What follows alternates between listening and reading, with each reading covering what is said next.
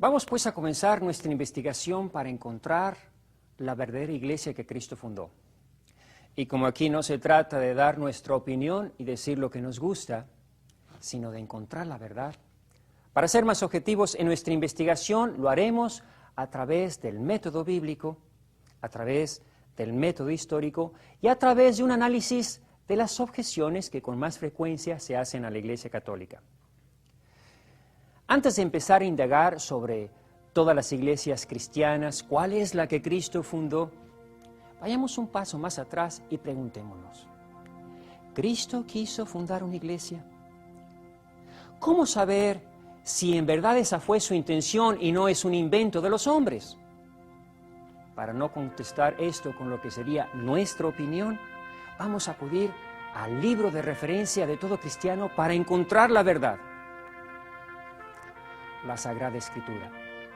Empecemos pues nuestra investigación utilizando el método bíblico. En Mateo 16:18, Cristo, nuestro único Salvador, dijo: Y yo a mi vez te digo que tú eres Pedro, y sobre esta piedra edificaré mi iglesia, y las puertas del infierno no prevalecerán contra ella. A ti te daré las llaves del reino de los cielos, y lo que ates en la tierra quedará atado en los cielos, y lo que desates en la tierra quedará desatado en los cielos. Sobre esta piedra edificaré mi iglesia. 3 cosas hay que aclarar aquí. Edificaré, es decir, yo. La iglesia no es una invención de un hombre, sino de Cristo mismo. Aquí Él mismo se define como el constructor de su iglesia. Segundo, mi, una sola, en singular. Él no dijo, sobre este pedregal edificaré mis iglesias. Tercero, iglesia. ¿Qué significaba para Cristo el término iglesia? ¿Era un término poético? ¿Significaba algo invisible y etéreo, como afirmaba Lutero? ¿Se trataba de un edificio con cristaleras y campanas?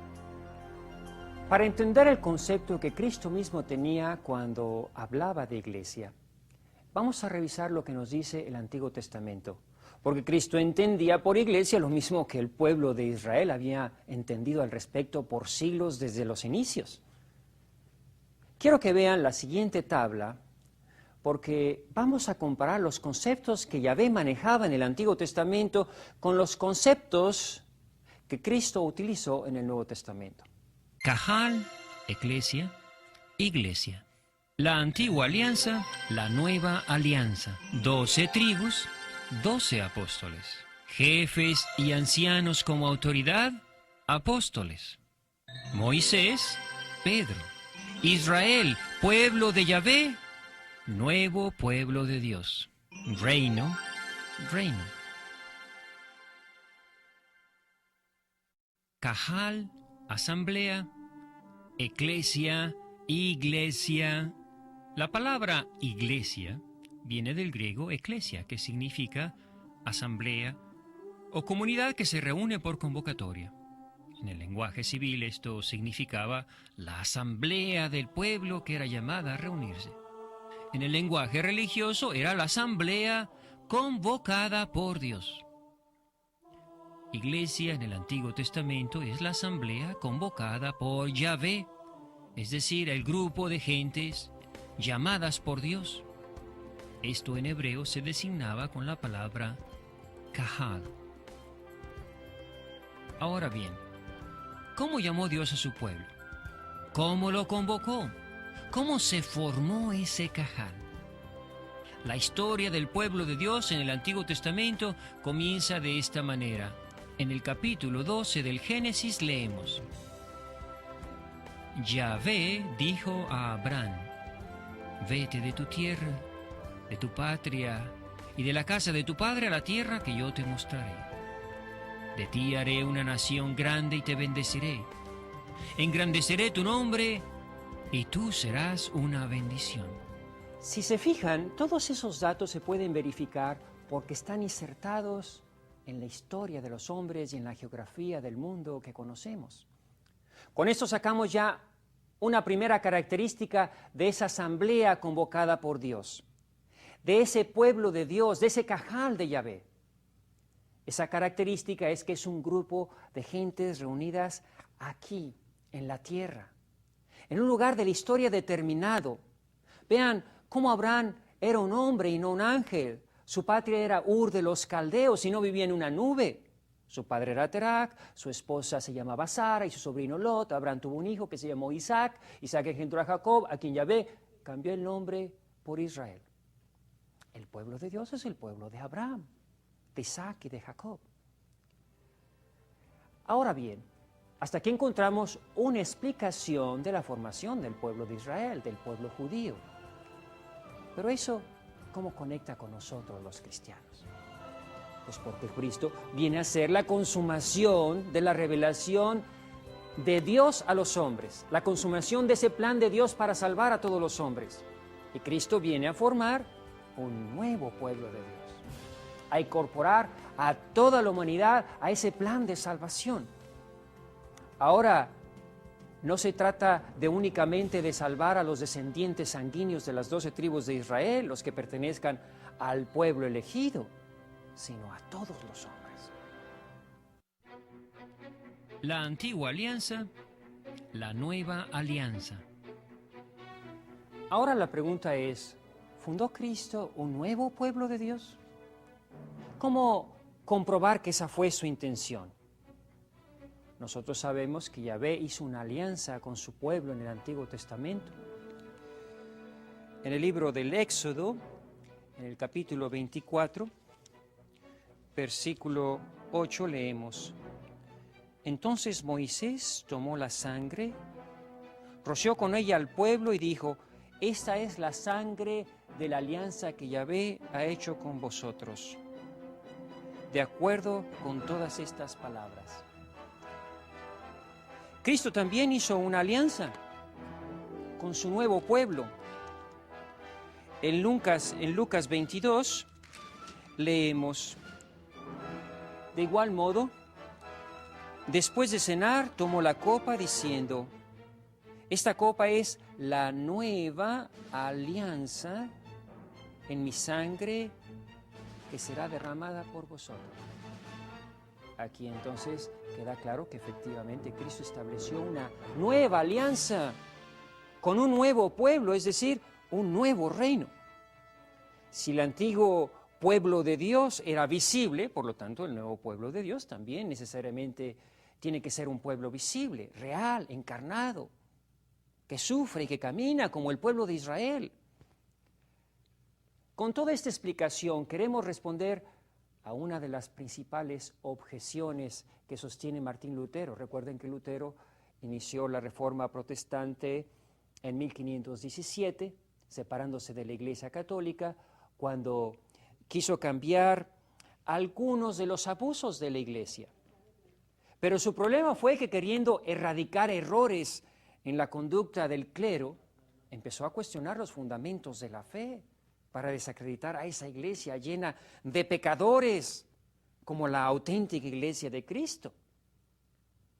Lutero en su catecismo pregunta: ¿la iglesia de Cristo es visible o invisible? Y él mismo responde: la iglesia es invisible porque la iglesia la forman los creyentes y como nadie puede saber quién es creyente y quién no, entonces la iglesia no se puede ver. El problema de Lutero está en confundir aquello que es el inicio de nuestra incorporación a la iglesia, es decir, la fe, con la iglesia misma. La fe ciertamente es invisible, pero la iglesia que nos bautiza y por la cual nos adherimos, no lo es. La iglesia es real, palpable, humana, como lo fueron las 12 tribus de Israel, ese pueblo elegido de Dios. 12 tribus de Israel. 12 apóstoles. El número 12 para nosotros no significa mayor cosa.